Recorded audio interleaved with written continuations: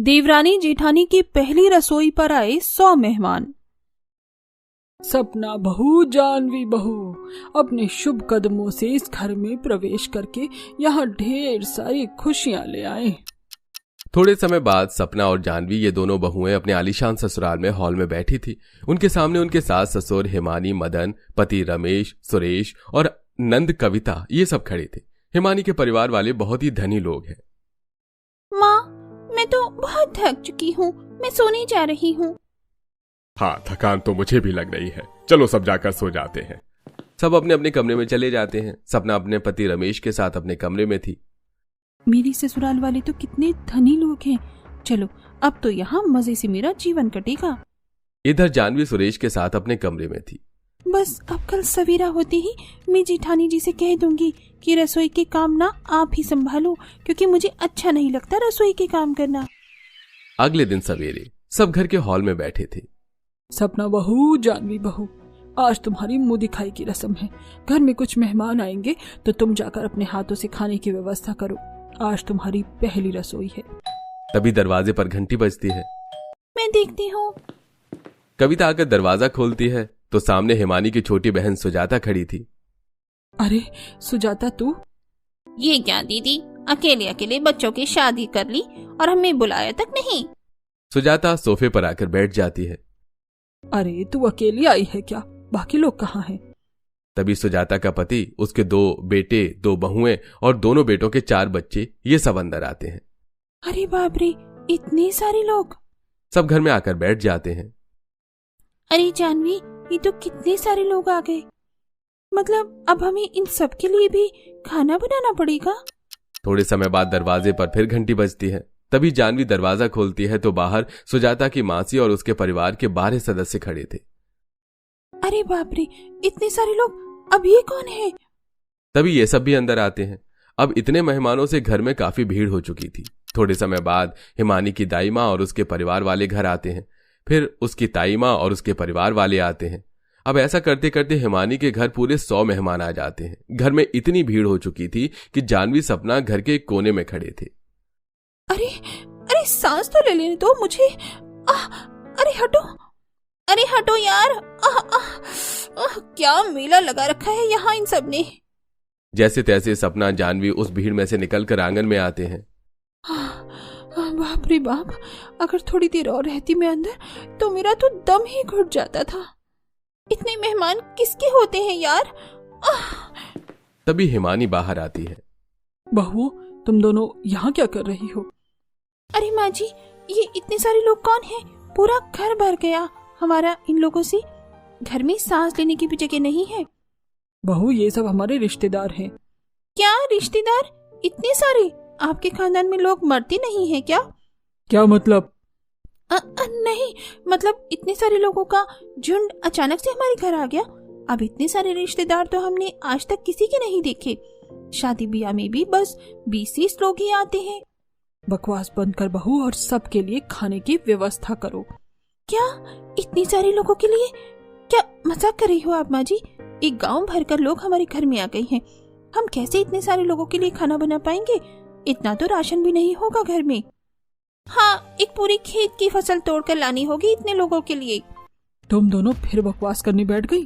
देखो, हमारे घर की परंपरा है कि हमारे घर में जो भी मेहमान आता है वो भूखा नहीं जाता।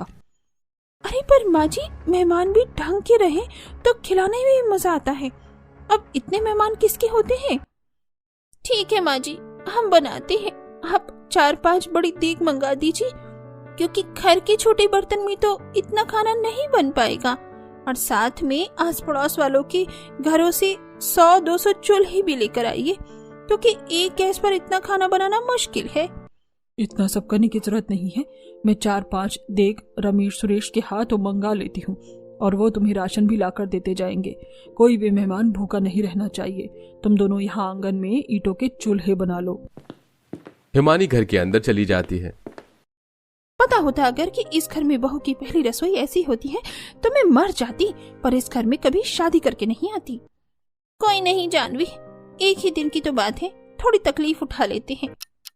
थोड़े समय बाद दोनों देवरानी जेठानी ईंटों से 5 चूल्हे बनाती हैं और रमेश सुरेश उन्हें 5 बड़ी डेग और राशन लाकर देते हैं, जिसके बाद दोनों चूल्हों में आग लगाकर देगों में खाना बनाने के लिए सामान डाल देते हैं। बाप रे, आज तो हालत खराब हो गई। तभी सपना की नजर घर के आंगन में पड़ी मेहमानों की चप्पलों पर पड़ती है। ये देखो, ऐसे लग रहा है जैसे किसी ने यहाँ चप्पल की दुकान खोल रखी है। तभी पड़ोस वाली महिला शीला वहाँ आती है। अरे वाह, तुम दोनों इतना सारा क्यों खाना बना रही हो? क्या तुम्हारे घर फिर से किसी की शादी हो रही है क्या? अरे नहीं काकी जी, वो क्या है ना, हमारे घर एक पूरा गांव आ चुका है। गांव? पर क्यों?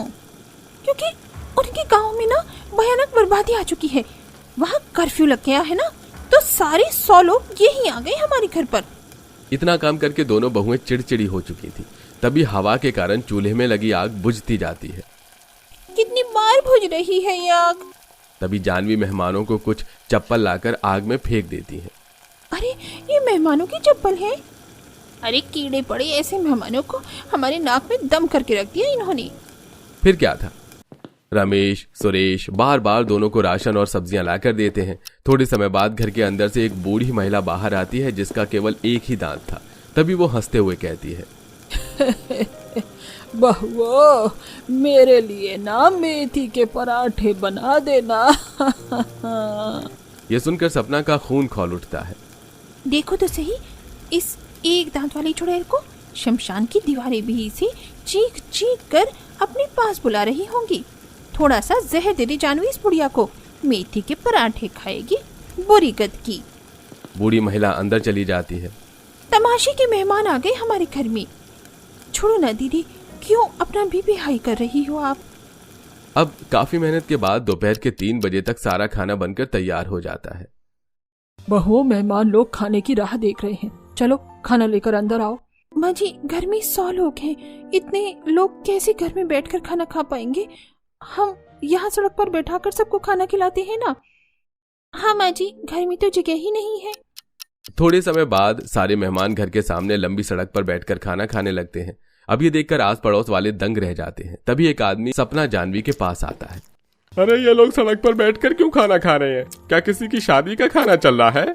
नहीं, ये मैयत का खाना है। 10-12 लोग गुजर गए ना, तो उनका ही खाना चल रहा है। तुझे खाना है क्या? खाना अपने रिश्तेदार को भी लेकर आ, क्योंकि हमारे यहाँ ससुराल वालों ने भंडार खोल के रखा है। जानवी को भड़कता देखकर वो आदमी वहाँ से भाग जाता है। जैसे तैसे सब खाना खाकर घर के अंदर आते हैं। हे मानी, हमें तो यहाँ बहुत अच्छा लग रहा है। अब हम सब ना 8 दिन तक यहीं रहेंगे। सारे मेहमान यहाँ 8 दिन तक रुकने की बात कहते हैं। आप सभी का घर है, 8 दिन क्या, आप महीना भर रुकिए यहाँ। अरे बाप रे, एक दिन में इन सब ने हमारा पसीना निकाल दिया। अगर ये 8 दिन रुके तो हमारी तो जान ही चली जाएगी। बहू, जाओ सारे झूठे बर्तन धो लो। दोनों आंगन में आते हैं। ये तो 1000-2000 बर्तन हैं। इतने बर्तन धोते धोते तो बुढ़ापा आ जाएगा हमें। जेठानी जी, मेहमानों में बहुत सी बहुएं हैं, हम उन्हें बुलाते हैं ना बर्तन धोने के लिए। नहीं जानवी, हम मेहमानों से काम करवाएंगे तो माँ जी भड़क जाएंगी। तभी दोनों आंगन में बैठकर बर्तन धोने लगती हैं। अब बर्तन धोते धोते दोनों की हालत खराब होने लगती है। मुझे तो चक्कर आ रहा है अब। इन मेहमानों को कैसे भी करके यहाँ से भगाना होगा जानवी। तभी दोनों के पति उनके पास आते हैं। तुम्हें किसी चीज की जरूरत है क्या सपना? हाँ, डिवोर्स पेपर की। अरे ऐसे तमाशे के ससुराल में आ गए हम, यहाँ हमारा दम निकल रहा है। इतना बड़ा खानदान बनाने की क्या जरूरत थी आप लोगों को? एक आधी जिले के लोग और बना लेते अपने रिश्तेदार। दोनों भाई वहाँ से भाग जाते हैं। तमाशा बनाकर रख दिया है आप सबने। रात का समय दोनों घर के अंदर आते हैं तो घर में हर जगह मेहमान बैठे हुए थे। वहाँ खड़े रहने इतनी जगह तक नहीं बची थी।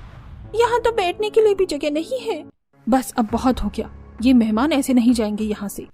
तभी सपना बाहर आकर एक बर्तन में मीठा बनाने लगती है और उस मीठे में नींद की नशीली दवाई मिला देती है। अरे ये क्या कर रही हो आप जेठानी जी? इतनी सारे लोगों को यहाँ से भगाने का उपाय। तभी दोनों सबको सारा मीठा लाकर खिला देती हैं, जिसके बाद सबको दवाई के कारण गहरी नींद लग जाती है। जानवी, अब इन सबके सर के बाल काटो। तभी दोनों मिलकर सारे मेहमानों के सिर के बाल काटकर सबको गंजा कर देती हैं। अगले दिन सवेरे सब उठकर जब अपनी हालत देखते हैं, हमारे बाल किसने काट दिए? हम गंजे कैसे हो गए? ये क्या हो गया? सबके बाल कैसे गायब हो गए? मुझे लगता है रात को कोई भूत यहाँ आया होगा, क्योंकि एक बार हमारे गांव में एक भूत आया था और उसने एक ही रात में सबके बाल काट दिए थे। क्या भूत? अरे बाप रे, अब हम यहाँ नहीं रहेंगे। अगर वो भूत फिर से आ गया तो पता नहीं और क्या क्या काट देगा वो हमारा। हम तो अपने घर जा रहे हैं। अरे आप तो रुक रहे थे ना, रुकिए ना दाई माँ। अरे नहीं नहीं, हम नहीं रुकेंगे अब भूत की बात सुनकर सारे मेहमान वहां से भाग जाते हैं। हंस के ये सब यहाँ से चले गए। बहू, अगर वो भूत फिर से आया तो? नहीं माँ जी, वो भूत एक ही बार आता है, अब वो नहीं आएगा। उसके बाद दोनों बहुएं चैन की सांस लेती हैं और खुशी खुशी अपना जीवन बिताने लगती हैं। रोज रोज मटर चावल खाने वाला ससुराल। डाइनिंग टेबल पर बैठी रुचिका बेसब्री से शाही पनीर बनने का इंतजार कर रही थी। फाइनली आज मम्मी मेरी मन पसंदीदा शाही पनीर बना रही है। आज तो मैं जमकर अच्छे से खाऊंगी। जैसे ही पार्वती डिनर लगाती है, प्लेट में बंद गोभी की सब्जी रोटी देखकर रुचिका मुंह बना लेती है। माँ, आज तो तुम मुझे मेरी स्पेशल शाही पनीर खिलाने वाली थी, फिर ये बंद गोभी की बासी सब्जी क्यों डाल रही हो? तभी पार्वती खिंचे मिजाज में कहती है, बासी सब्जी तो ऐसे बोल रही है जैसे कि मैं तुझे 2 दिन पुरानी सब्जी खिला रही हूँ। सुबह नाश्ते के टाइम ही तो बनाई थी, एक्स्ट्रा बच गई है, इसीलिए साथ में रोटी सेक दी। फ्रिज में रख दिया है तेरा पनीर, सुबह बना दूंगी। माँ, तुम्हें मालूम है ना, मुझे ये हरी भरी सब्जी घास भूसा लगती है। एक तरह की सब्जी 2 टाइम मुझे नहीं खाई जाती। हाँ हाँ, हरी सब्जियों से तेरा 36 का आंकड़ा है। बस तुझे तो मलाई चाप, दाल मखनी, शाही पनीर बनाकर परोस कर दे दो, फिर देखो कैसी चटोरों की तरह चाट कर खाएगी, है ना? हाय हाय मम्मी, मलाई चाप का नाम सुनकर मेरे तो मुंह में पानी आ गया। इसी बात पर बना दो ना प्लीज। ज्यादा माँ को मक्खन मत लगा, समझी? हरी सब्जी तो जैसे तेरे हलक से नहीं गटकी जाती है। कल को ससुराल में दोनों टाइम एक तरह की सब्जी बनेगी तो कैसे गुजारा करेगी? तेरी सास तेरे 100 नखरे नहीं झेलेगी। रुचिका सब्जी खाने की ना बहुत ही ज्यादा शौकीन थी, पर एक तरह की सब्जी उसे एक टाइम से ज्यादा हजम नहीं होती थी। क्या होगा जब रुचिका को डेली केवल मटर चावल खाने वाले कंजूस मक्खी चूस ससुराल से पाला पड़ेगा, जहाँ थोड़े समय बाद शशिकला के बेटे मोहित के साथ उसकी शादी पक्की हो जाती है और कुछ ही दिनों में शादी करके वो ससुराल आती है। हाँ छोटी दुल्हन, इस नए परिवार में तुम्हारा खूब स्वागत है। तभी जेठानी सुप्रिया गाते हुए आरती करती है। आओ जी देवरानी जी, अब दिल थामो जी, रसोई में चलता सासू जी का राज, इनके सर पर सुखों का ताज। देवरानी जी कलश गिराकर गृह प्रवेश कीजिए। जी जेठानी जी। तभी इकलौती ननद डींगे हाँकते हुए सुनाकर, मुबारक हो बड़ी भाभी, अब तो आपको रसोई की नौकरी से छुट्टी मिल गई। छोटी भाभी जो आ गई है। शालू, मैंने भी तो पिछले 2 सालों से इस परिवार को बनाकर खिलाया है, अब मेरी भी बारी है कि देवरानी जी से सेवा पानी करवाने की। रुचिका, संभाल लोगी ना रसोई? जी जेठानी जी। चंट बाज जेठानी बटर तो ऐसे लगा रही है कि मैं चुप सी रह गई। आते ही रसोई का जिम्मा थोप दिया। चलो ये भी अच्छा है, इसी बहाने अपनी मनपसंद की सब्जी बनाऊंगी। शादी की थकावट के चलते सब सोने चले जाते हैं। इसी प्रकार अगले दिन रुचिका रसोई में आती है। ऐसा करती हूँ, सबके लिए मलाई कोफ्ता, मिस्सी रोटी और चावल बना देती हूँ। आटा चावल का डिब्बा ढूंढते हुए काफी देर लग जाती है। ये भगवान, सारे के सारे दराज देख लिए, कहीं भी आटा चावल का डब्बा नहीं। बिना राशन की रसोई में क्या बनाऊं, घुइयां? तभी बहू रसोई के कोने में 2-4 भरे हुए कट्टे देखती है। पूरी रसोई छान मार ली, मगर इन बोरियों में नहीं देखा। देखती हूँ क्या पड़ा है। बोरी खोलकर बहू एक में मटर और बाकी 2 बोरी में भरे कोटे के चावल देखकर हौच पौच हो जाती है। इसकी माँ का साकी ना का, ये बावर्ची खाने में 1 बोरी भरकर मटर किस लिए पड़ा है? भंडारा करवाना है? तभी सास जेठानी पन्नी में गले गले से प्याज टमाटर खरीद कर लाती है। माँ जी, जेठानी जी, ये रसोई में इतने सारे मटर चावल क्यों हैं? देवरानी जी, हमारे परिवार में मटर चावल की खपत बहुत ज्यादा है, क्योंकि सब लोग मटर चावल खाने के शौकीन हैं। बहू ये लो प्याज टमाटर, अब बढ़िया से मटर की तरी लगाकर दमदार सब्जी और भरकर चावल बना दो। जी माँ जी। मटर चावल पकाने का ऑर्डर देकर सास जेठानी किचन से चली जाती है। वहीं खिड़की से बाहर बारिश का मौसम बनता देखकर बहू मुंह लटकाकर, कितना अच्छा खास बारिश वाला मौसम हो रहा है और मेरे ससुराल वालों को पकौड़े छोड़कर मटर चावल चरना है। फटाफट से चावल धोकर चढ़ाकर पिलपिले मटर छीलने लगती है। हे भगवान, ये मटर तो पच पच कर रहा है। मैं तो नहीं खाने वाली इसकी सब्जी। सस्ते का माल सस्ते में उठा लाएं, कंजूस मक्खी चूस। बहुएं चढ़ाकर बहू मटर छीलती है, तभी ननद टपकती है। छोटी भाभी, अभी तक आप मटर ही छील रही हो, कब सब्जी छौंकोगी और खाना खिलाओगी? मन तो कर रहा है मटर छीलना छोड़कर इस मोटी गेंडी के गुर्दे छील दूं। शालू, मैं किचन में लूडो नहीं खेल रही, खाना ही बना रही हूँ, समझी? अब मेरी खोपड़ी मत खाओ, यहाँ से जाओ। मुझे इस तरह टेढ़ा बोलने की ना जरूरत नहीं है। बहू कुछ घंटे में एक पतीला और मटर की सब्जी परोसती है और पूरा परिवार खाने पर टूट जाता है। वाह भाई वाह, आज तो दम दम मटर की सब्जी बनी है, मजा आ गया खाने में। सच में पापा, आज के मटर चावल बाकी रोज से खाने में बहुत ज्यादा टेस्टी है। आखिर बनाया भी तो मेरी बीवी ने है। चाची, मटर चावल और दे दो। पलक, अभी तो प्लेट भरकर मटर चावल डाले थे तुम्हें। हद है कसम से देवरानी जी, आप मेरे बच्चों के खाने पर टोक लगा रही हो। जेठानी जी, आप बेवजह ही बाल की खाल निकाल रही हैं। दोनों बच्चे 2 प्लेट खा चुके हैं। अरे बहू, खाते पीते घर परिवार से है तो खाएंगे नहीं क्या? ये सुनकर बहू को मिर्ची लग जाती है। पूरा परिवार मटर चावल खाकर बराबर कर देता है। भाई, आज के मटर चावल खाकर मेरा तो पेट भारी हो गया। मुझे तो खाना कम पड़ गया, रात के खाने में चावल ज्यादा बनाना। रात के खाने में भी उन्हें चावल ठूसना है। मेरा तो रोटी के बगैर पेट नहीं भरता, मैं तो रोटी बनाऊंगी। कुछ देर में डिनर बनाने का टाइम हो जाता है, तभी बहू सास के पास आकर, माँ जी, मैं सोच रही थी रात के खाने में सबके लिए सोयाबीन चाप की सब्जी और तंदूर वाली रोटी लगा लूं। बारिश हो रही है, आप मंगवा दीजिए। तभी शशिकला कंजूसी दिखाते हुए, अरे बहू, पनीर तो सफल वाले के यहाँ सोने के भाव बिक रहे हैं। अभी तो रसोई में मटर चावल पड़ा है, उसे बनाकर खत्म करो। जी मौजी। दोबारा से मटर चावल बनाने के बाद से गुस्से से बहू के दांत खट्टे हो जाते हैं। इसी तरह हफ्ते 2 हफ्ते गुजर जाते हैं और अब बरसातें भी लग जाती हैं। जहां पड़ोसियों के घर में पकौड़े समोसे बनता है, वहीं इस परिवार में अभी भी रोज रोज मटर चावल बन रहे थे। ये रोज रोज मटर चावल खाकर मैं तो पक चुकी हूँ। ये नहीं कि कभी कोई अच्छी सब्जी रोटी बनाकर खा ले। तभी मटर में से कीड़ा निकलता देख बहू डर जाती है। मम्मी, माँ जी, जेठानी जी, जल्दी आइए। हाय हाय, क्या हो गया रुचिका बहू, क्यों गदर मचा रही है? माँ जी, कीड़ा मटर में से निकला है। सास कीड़ा उठाकर खिड़की से बाहर फेंक देती है। बहू, तो एक पीलू से डर गई। अब खाना बना ले और कल की तरह आज भी मटर की सब्जी रिफाइंड में बनाकर खराब मत कर देना, कड़वे तेल में बनाना। माँ जी, सरसों तेल तो कब का खत्म हो गया, अब मंगवा दीजिए। अरे इतनी बारिश में कौन लेने जाएगा? ऐसा कर, ये खाली बोतल ले जाओ और 20 रुपए की बनिए के यहाँ से कड़ू तेल ले आ। 20 रुपए की तेल? सासू माँ का बस चले तो दूध में से मक्खी निकाल कर पी जाए। आंख बबूला होकर बहू बारिश में राशन की दुकान पर से तेल खरीद कर वापस घर आते हुए कीचड़ पर फिसल जाती है। अरे अरे, शशिकला की बहू तो कीचड़ में एकदम कमल की तरह खिल गई। खुंदक खाते हुए बहू घर आकर खाना बनाती है। अगर मुझे पता होता कि मटर चावल खाने वाला ससुराल चुना है, इतना महंगा पड़ेगा, तो मैं शादी नहीं करती। एक तो इतनी तूफानी हवा चल रही है, आज की कढ़ाई बार बार तिरछी हो जाएगी। ऐसा बोलकर बहू कढ़ाई सीधा कर दिए। तभी खिड़की से तगड़ी बारिश का छींट कढ़ाई में आकर पड़ता है और खौलता हुआ तेल फर्श पर फैल जाता है और गर्म तेल से पैर जल जाता है। आहा, मेरा पैर। पूरा सदस्य रसोई में आ जाता है। क्या हो गया रुचिका, तुम ठीक तो हो? कोई जरूरत नहीं है मच्छी बाजार बनाने की, दफा हो जाओ सबके सब। कैसे हप्सी के घर में फंस गई मैं। रोज रोज मटर चावल खाने के चक्कर में बहू को घुन की तरह पीस कर रख दिया।